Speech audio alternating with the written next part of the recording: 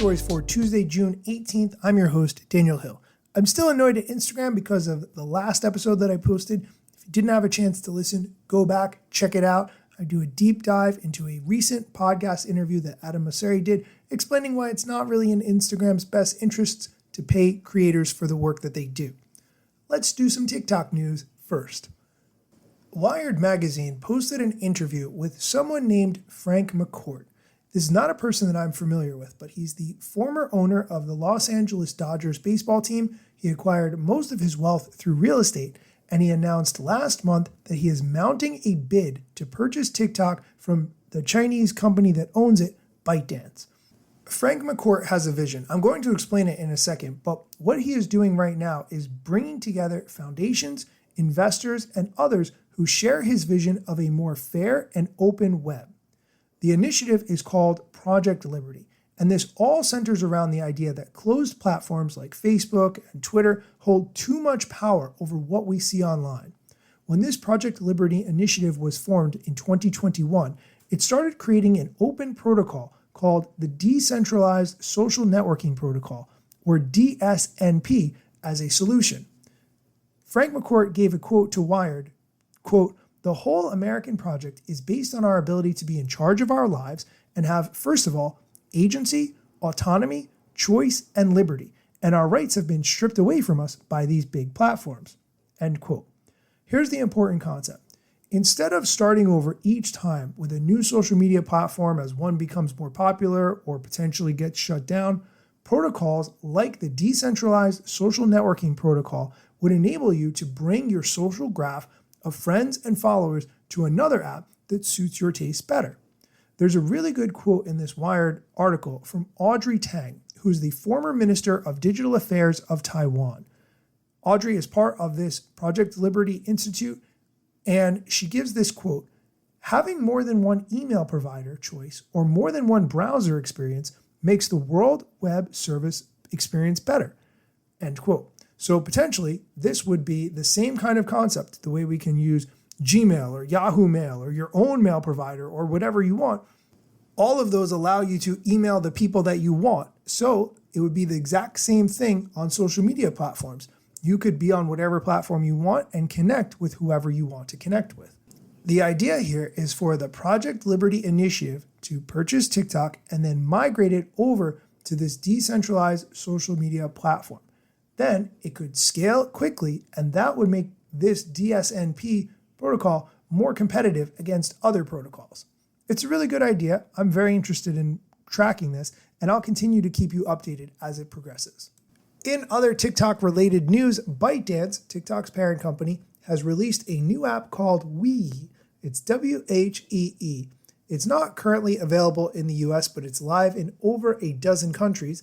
And when you click on the listing for it in the Google Play Store, it explains that Whee is a new social app created to keep you connected with your close friends through life's spontaneous moments. You can capture and share real-life photos that only your friends can see, allowing you to be your most authentic self.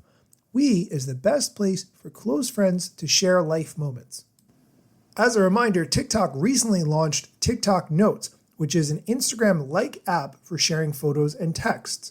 Whee seems to be focused on a friends-only approach, but it's a little bit confusing. Why couldn't this functionality just be integrated into TikTok Notes, similar to how Instagram handles public and private accounts and gives you access to your close friends that you can share stories to directly and so forth? Not sure exactly what the logic is here, but perhaps the idea behind Whee is that it's a separate app, so therefore you don't accidentally post something publicly that you only want your private close friends to see, and therefore keeping the app separate is the best way to ensure that happens. As this app becomes more widely available, specifically in the United States, I will let you know. We are going to take a quick break. When we come back, we're going to get into some huge Threads news and some Instagram strategy, so stick around. Oh, hey, welcome back. Let's dive right into the Threads news, which is a huge announcement and something that I've been talking about for a while. Adam Mosseri posted on Threads that he is excited to announce the Threads API is launching today. You can now use your favorite third-party applications to publish posts, reply to others, see insights, and more. He goes on to say that he hopes this helps businesses and creators manage their Threads presence at scale. As always, he's open to hearing your feedback and suggestions on how they can improve things on Threads. End quote.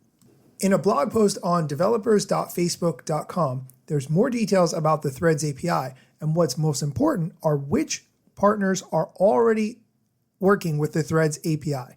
Those partners are Grabio, Hootsuite, Social News Desk, Sprinkler, Sprout Social, and TechMeme. Okay, so why is this such a big deal? If you use one of these apps that I just mentioned, or Buffer, I use Buffer personally, when you create content, you can use one of these tools to post it to multiple social media platforms at the same time. And these tools allow you to customize what you're going to post for each individual platform before you post it. You can also schedule them and so forth. When I use Buffer right now and I post things to Twitter, I have to copy that text and then open a Threads window and paste it onto Threads. That is not how it should be. I should be able to post to Twitter, Threads, LinkedIn, Facebook, everywhere at the exact same time. And of course, customize the content before I post it for each specific platform. And that is what you will soon be able to do on Threads, just like you can any other platform. This news is huge and very exciting. Nice to see the Threads team finally rolling this out, just like they promised. Okay, let's move on to some Instagram news. It seems that Instagram is testing the ability for business accounts who want to create partnerships with creators to see their creator insights of accounts they want to partner with. So for instance, say a brand wants to work with me, they can go to my page and see something called Creator Insights. This will show them the total number of followers I have, the total number of accounts that I have reached in the last 30 days, and the number of accounts that have engaged with me in the last 30 days. It says at the bottom, this creator has chosen to share their metric insights with advertisers. Insights are shown for the last 30 days. And then based on what you see on this screenshot, you have two options. Number one, send a partnership message where me as the creator would get a request to work with this brand, or to see similar creators, other ones that are either in the niche or similarly sized, so that this way they can look at alternative creators to partner with. I like this idea because it keeps everything in one place and it doesn't force me as the creator to send screenshots. The brand can see it right away. I will link to what this looks like in the show notes so you can check it out for yourself.